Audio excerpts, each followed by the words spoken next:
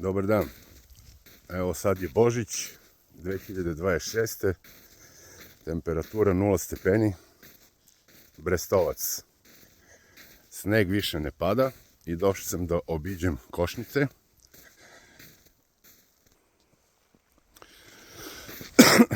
Ovo danas i ovo vreme sad uopšte odgovara pčelama, zato što je temperatura oko nule.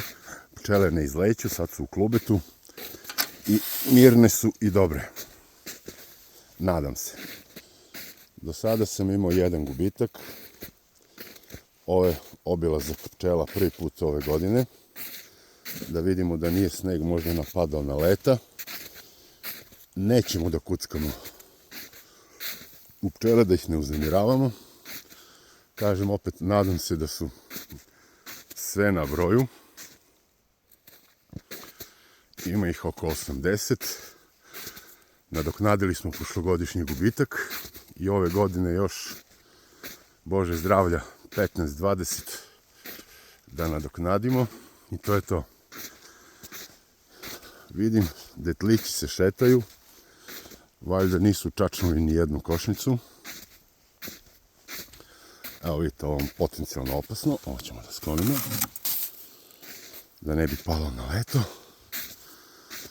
Sve u svemu, za sada sam zadovoljan. Nije bilo nikakvih oluja ili tako nešto da bi smetalo. Vode ima koliko hoćeš. Nadam se da će ove godine i bagrem da bude dobar. Evo su košnice. Nijedan krov nije pao.